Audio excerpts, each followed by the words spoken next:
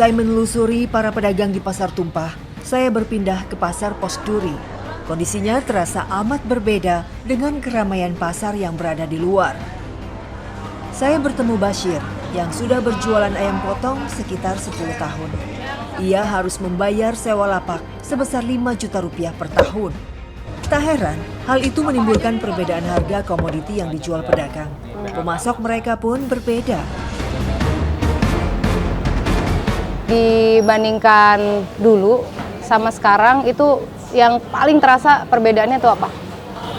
Ya sekarang ini gimana ya, kayak maksudnya hampir menyeluruh gitu ya, maksudnya yang model masyarakat ngerasain bahwa dari segi penjualan sekarang menurun lebih parah dibanding COVID. Kalau masalah dari segi harga ya segini sih ya stabil gitu ya Kak.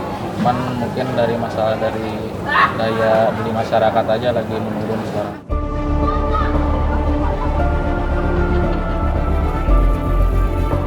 Di tangan kanan saya ini ayam yang baru aja saya beli di dalam pasar tradisional biasa yang dikeluhkan oleh para pedagang ini sepi.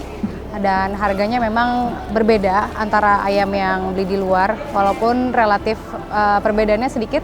Yang ini harganya 50.000, yang ini 55.000. Namun kecurigaan para pedagang ini memang karena daya beli masyarakat yang melemah.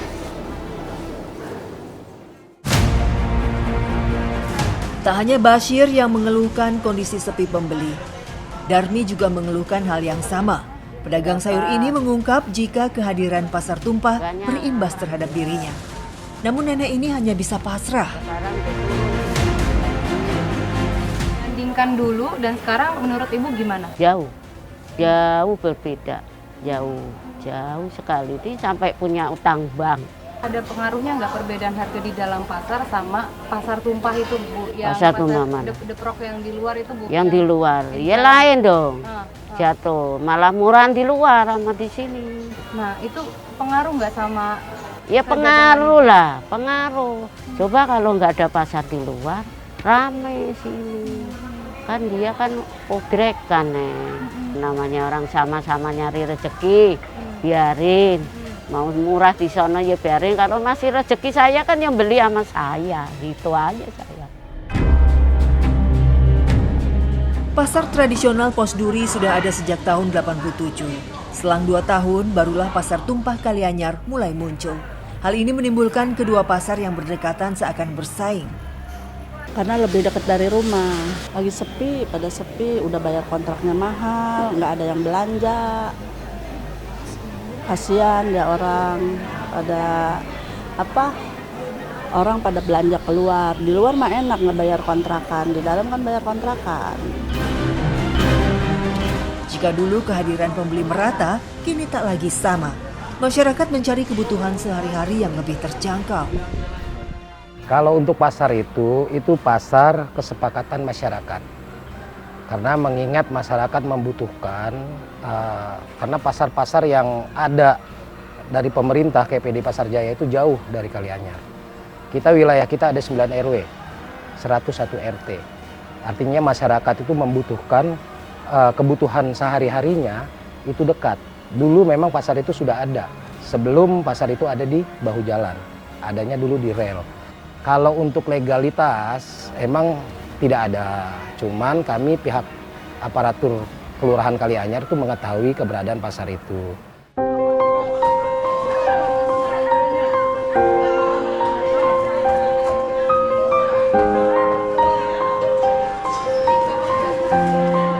Ngangkut ini belanjaan siapa?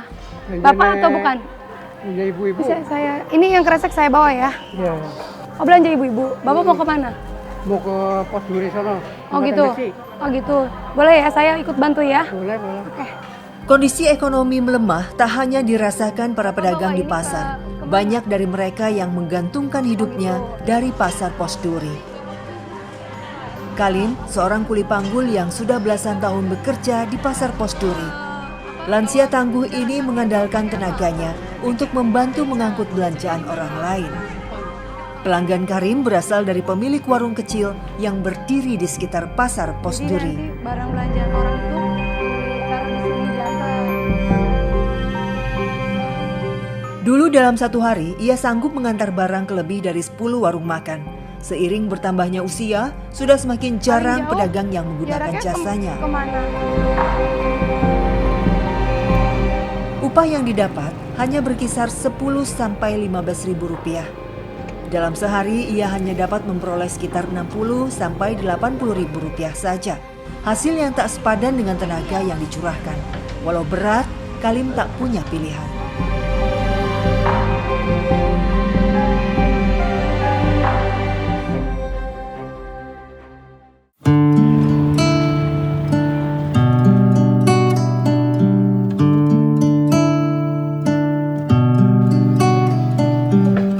Jika hari telah beranjak siang, Kalim pulang ke kontrakannya untuk beristirahat. Bapak tinggalnya di sini. Iya, ini tempat tinggal saya. Kontrakannya sini. Tidurnya di sini apa di mana? Di sini kalau malam. Di sini. Kalau yang di dalam Anak. ada anak apa? Hanya di pelataran teras ini tempatnya beristirahat. Sementara ruang sempit di dalam menjadi kamar tidur yang digunakan bergantian bersama Urip anaknya. Urip menjalani pekerjaan di waktu malam hingga pagi hari. Saat kami datang, ia tampak beristirahat. Ruang sempit ini hanya bisa dijadikan tempat untuk tidur dan menaruh pakaian mereka.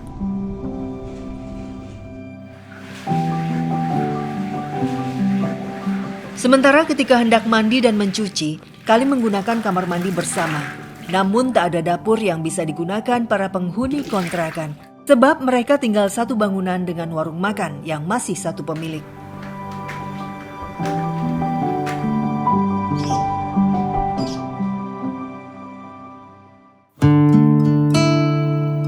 Ini uangnya 30.000 untuk makan sehari saya hari ini. Nariknya dapatnya sekian. Dalam satu hari, Kalim harus mengeluarkan Rp120.000 untuk bisa makan berdua anaknya. Belum lagi ditambah biaya sewa kontrakan Rp300.000 per bulan. Tak ada yang tersisa. Semuanya habis untuk kebutuhan sehari-hari. Nama saya Kalim, cuman dipanggilnya Tumper. Saya merantau udah 40 tahun lebih di daerah Posduri. Nah, sekarang udah nggak punya tempat tinggal, di kontrak di sini hampir 3 tahun lebih. Istrinya nggak ada, meninggal. Tahun 2013 istri saya meninggalnya. Penyakitnya matanya katarak. Ya kangen nggak kangen, udah waktunya takdirnya udah dicabut yang punya, ya udah keluar saja. Ya beda. Sambil tinggal ibu ya kayaknya sengsara banget. Itu kebakar kena dari nggak tahu dari apa tapi kebakaran, habis kebakaran sampai sekarang udah sengsara. Usaha narik becak ya. Paling buat makan-makanan saya berdua sama anak aja. Ya capek sih nggak capek.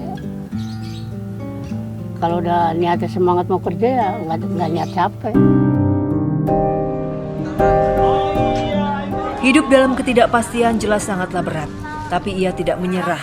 Pria 72 tahun ini menyimpan harapan agar suatu hari kehidupannya dapat kembali bangkit. Sekarang itu kondisi pasar lagi sepi, jadi narik saya dapatnya. Sekarang nggak kayak dulu-dulu. Dulu kan ramai pasar juga. Sekarang pasar lagi udah mulai sepi. Nggak ada yang dagang, kios-kios pada nganggur, pada kosong. Bapak Presiden, tolong anak-anak rakyat kecil, ya usahanya enak lancar, jangan kayak yang enak-enak yang susah-susah. Gitu. Yang kayak saya yang udah susah sekali.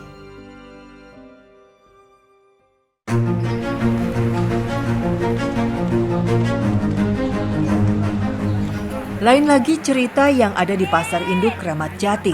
Pasar yang menjadi pusat distribusi berbagai komoditas pertanian di Jakarta dan sekitarnya juga menyimpan sejumlah cerita pilu. Kami berjumpa dengan Pak Tekul atau yang sering dipanggil Mak Pat.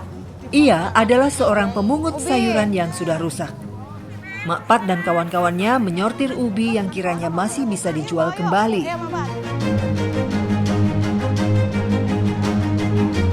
Ini yang dilakukan oleh Mak Minah, Mak Pat, Bu Ani setiap hari. Mereka membopong ini dari hasil mungutnya, dibawa atau dilansir ke tempat lapak di sana. Lapak para pedagang emperan ini tak seperti kios yang berada di dalam pasar. Walau demikian, Mak Pat sudah merasa sangat bersyukur karena diberi keringanan oleh pengelola pasar. Ia tetap bisa berjualan tanpa adanya biaya yang dipungut. Hasil yang didapat tentu tak seperti para pedagang besar. Ia hanya menjual sayuran bekas dengan jumlah seadanya dan harga yang relatif rendah. Capek ya, Mak? Capek sih capek, Dek. Capek. Namanya udah tua. Mak umurnya emang berapa sekarang? 65. Emak di sini udah dari kapan ini? Udah lama. Udah lama? Lama. Awet pasar dulu. Sampai ini bangun lagi ini masih di sini. Emak nggak punya rumah, Dek. Saya ini namanya orang nggak punya, Dek. Usaha bisa-bisanya saya ikut temen nyari ginian. Temen kepada nyari sayur, aku bisanya nyari ginian. Sayur yang dijual Mak Pat bisa saja berganti, tergantung dari sayuran apa yang dibuang oleh pedagang di kios besar. Dalam sehari, hasil yang diperoleh Mak Pat tak melebihi Rp50.000. Sisa ubi yang tak laku ditinggal olehnya di lapak.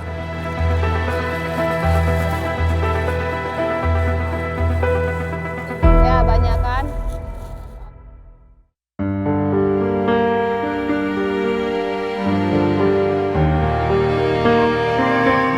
Mak Pat tinggal di sebuah kontrakan yang tak jauh dari lokasi pasar induk. Ia tinggal bersama suami dan anak-anaknya, serta 13 orang cucu. Dari 8 anak Mak Pat, hanya 2 keluarga yang tinggal terpisah. Anak-anak Mak Pat juga tak memiliki pekerjaan tetap. Putra keempatnya menetap di Demak, Jawa Tengah. Sisanya berjibaku di ibu kota dengan bekerja serabutan. Belasan tahun lalu, Mak Pat pernah divonis tak bisa berjalan. Lalu seperti mendapat mukjizat, kaki Mak Pat dapat kembali berfungsi. Ibu saya lumpuh sampai 2 tahun. Saya yang kerja mati-matian buat adik-adik saya. Dan bapak saya mencari rosokan. Dan adik saya putus sekolah buat masa depan ibu saya bisa berjalan. Sekarang ya seneng lah bisa berjalan lagi. Kayak dulu lagi ngurusin cucu-cucunya. Assalamualaikum, Ibu, Bapak. Ibu sama Bapak tinggal di sini. Betul. Sama anak cucu juga ya. Sepulang dari pasar, Mak Pat masih membantu Samino, suaminya, untuk memulung sampah plastik. Cobaan demi cobaan datang silih berganti. Samino bahkan pernah mengalami stres berat karena musibah yang diderita sang istri. Hingga kini, Samino bekerja serabutan demi memenuhi kebutuhan hidup sehari-hari.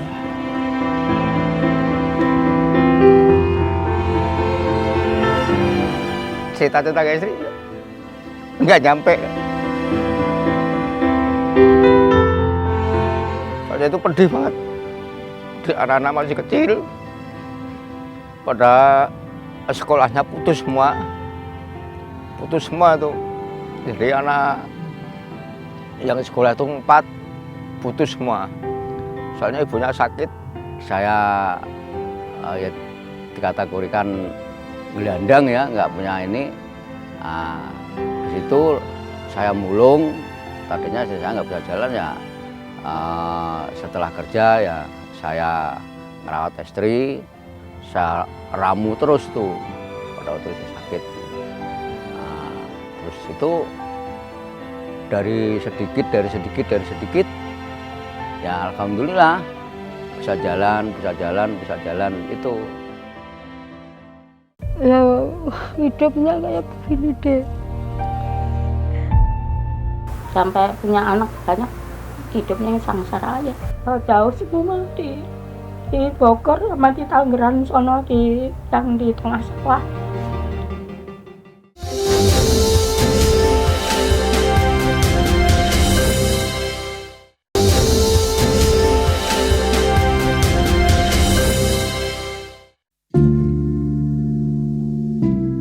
Jika bisa memilih, Mak Pat tentu tak ingin menempuh hari tuanya seperti ini. Sembuh dari lumpuh seolah menjadi kesempatan kedua bagi dirinya untuk tetap bertahan di tengah gempuran hidup.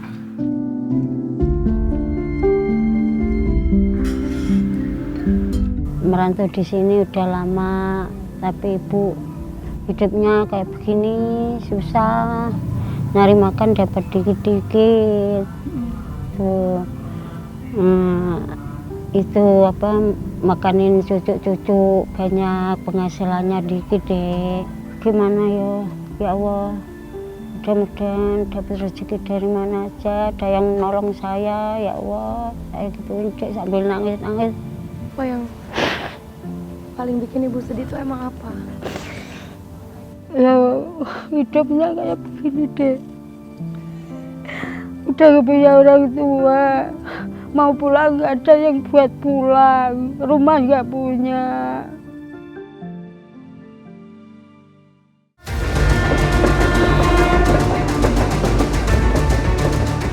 Kisah Lasinah dan keluarga Mak Pat hanyalah potret keluarga miskin di Indonesia. Di Jakarta saja tercatat ada lebih dari 400.000 orang yang tergolong miskin. Ini biasanya selalu habis setiap hari. Lantas bagaimana dengan jutaan warga lainnya di pelosok daerah yang jauh dari ibu kota? Pasar adalah indikator denyut perekonomian. Jutaan orang menggantungkan hidupnya di sana. Sudah selayaknya pemerintah memberikan perhatian lebih kepada pedagang kecil yang terpinggirkan.